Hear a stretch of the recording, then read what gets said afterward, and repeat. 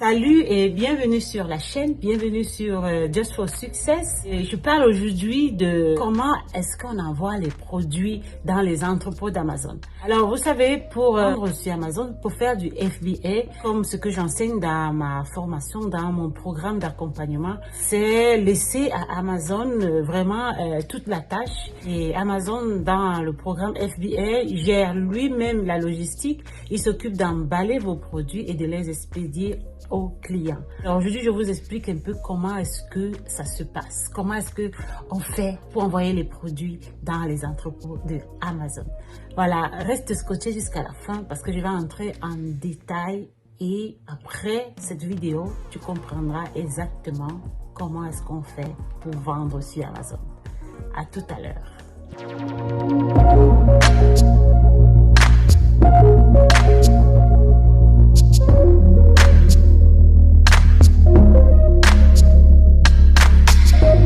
Alors, moi, je suis Diane Teke. Si c'est la première fois que tu me vois aujourd'hui, abonne-toi donc à ma page pour ne pas perdre des autres vidéos comme celle-ci qui partagent des contenus gratuitement pour la vente sur Amazon FBA. Alors, voilà, donc on parlait donc de comment est-ce qu'on fait arriver les produits dans les entrepôts d'Amazon. Alors, je vais vous l'expliquer aujourd'hui dans cette vidéo très simplement. La première des choses dont on aura besoin, ce sera déjà, même avant de commencer, d'aller dans son compte vendeur et de récupérer des codes qui seront collés sur les grands cartons qui vont donc entrer dans les entrepôts de Amazon. Ce sont des codes FNSQ. Alors ça, c'est la première des choses. Ensuite, tu auras besoin des informations que tu demanderas à ton fournisseur. Qui sont par exemple le nombre de cartons, de gros cartons que tu vas expédier à Amazon, la quantité de produits exacts que tu auras à mettre dans ces cartons-là, les mesures de ce carton-là et le poids aussi de ces cartons-là et également la date d'expédition de ta marchandise. Amazon a vraiment besoin de ces données-là pour programmer et recevoir tes marchandises. À ce niveau donc, on va passer à la seconde étape. Il faudra déjà ici comprendre quelles sont les deux méthodes utilisées pour expédier ces produits dans les entrepôts d'Amazon. On a donc la première méthode qui est la méthode d'envoi des produits individuels. Ici, les produits sont différents dans chaque carton. Je prends l'exemple par exemple d'un t-shirt rouge, blanc et jaune dans un même carton et peut-être avec des différentes tailles. Alors, il y a tout un mix dans un même carton. Ça, donc, c'est une méthode individuelle d'envoyer ces marchandises. Ensuite, il y a la méthode du colissage qui est vraiment un peu plus conseillée. C'est de regrouper les produits de même entité dans un même carton, c'est-à-dire de la même mesure, de la même couleur. Et là, ça va vraiment vous épargner beaucoup de pertes de temps. Du produit ou par une liste. Alors, vous pouvez entrer dans votre plan d'envoi en deux manières. Il y a la première manière, c'est en passant par la fiche de produit. En passant par la fiche du produit, c'est quand vous avez déjà le code SKU. Quand vous avez déjà ce code-là et ça s'affiche dans votre seller. Donc, vous pouvez cliquer là-dessus ou alors vous cliquez sur Choisir dans la liste.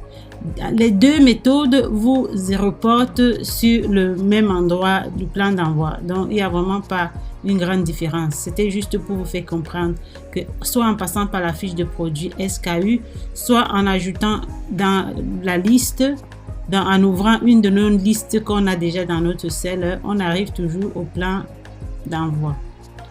Alors, vous êtes dans votre seller, vous avez cliqué le menu déroulant. Il y a cette page aussi qui s'ouvre.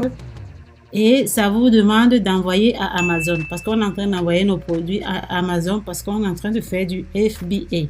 On clique sur envoyer à Amazon. On se retrouve ici dans l'étape 1 comme je vous disais tout à l'heure là. Ici par exemple, moi j'ai déjà un SKU. Donc du coup ici expédié depuis, vous avez l'adresse ici là de votre transitaire. Donc, vous allez demander l'adresse du transitaire et c'est ici, donc là, si c'est en Chine, vous allez mettre l'adresse du transitaire en Chine, le lieu exact où est-ce que la marchandise est partie. Ici, vous avez la destination du site de vente. Donc, si c'est aux États-Unis, si c'est en Angleterre, vous allez choisir ici avec le menu déroulant. Vous allez dérouler le menu pour choisir. OK. On va revenir sur cette partie dans les slides qui suivent. Ici, c'est quand on remplit les données de notre produit pour avoir le nombre d'unités, le nombre de cartons. Ok, ça c'était l'adresse du transitaire et le marketplace de destination, comme je vous ai à peine dit. Ça c'est ce que vous devez savoir, les informations que vous devez récolter. Ensuite, ici, je me répète, il y a où est-ce que le produit vient et où est-ce que vous allez vendre, où est-ce que ça va. Ensuite, on va vous demander la date de réception. Comme je vous disais, il faut mettre une date approximative. Donc, on ne sait jamais. Vous pouvez mettre 20 jours exacts et ça arrive après 25 ou 30 jours. Ça dépend vraiment des saisons, ça dépend vraiment du travail que vous pouvez trouver. Ok, bon, ici, vous choisissez la date. Ici, on vous demande de choisir son transportateur. Ça peut être son transporteur, ça peut être UPC, ça peut être FedEx, ça peut être DHL. Amazon vraiment ne tient pas vraiment trop compte de ça. Bon, nous, on le fait dans notre plan d'envoi parce que c'est nécessaire. Il faut remplir toutes les données. Mais que vous mettez UPC ou FedEx ou DHL, à la fin, c'est presque la même chose. Amazon ne vérifie pas tout ça. L'important, c'est que vous ayez vraiment que la marchandise arrive, que ce soit avec le camion de UPC ou FedEx ou autre, ça ne m'intéresse pas trop à Amazon, mais il faut quand même remplir ici. D'habitude, je mets UPC non partenaire parce que à la fin, on n'a même pas vraiment les informations de quel camion et de quelle compagnie. Parfois, les Chinois ont eux-mêmes leur camion, ils ont eux-mêmes leur... Donc, du coup, c'est un peu... Mais il faut quand même mettre quelque chose ici. Moi, j'utilise l'UPC non partenaire. OK. Bon, et après, on peut imprimer nos étiquettes. Donc, quand vous êtes dans votre plan d'envoi, il y a cette partie-ci qui s'affiche. Une fois que vous avez mis les données des unités, vous avez mis les dimensions de votre carton, vous avez mis le nombre de cartons, vous avez mis le nombre d'unités, c'est-à-dire les objets qui sont dans le carton, ils sont combien? La dernière étape ici, ce sera imprimer dans les étiquettes qui te serviront pour coller sur tes grands cartons et donc commencer le voyage vers les entrepôts de Amazon.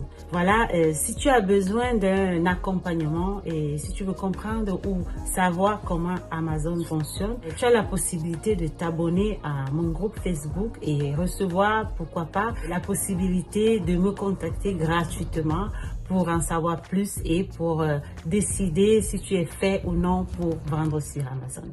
Merci.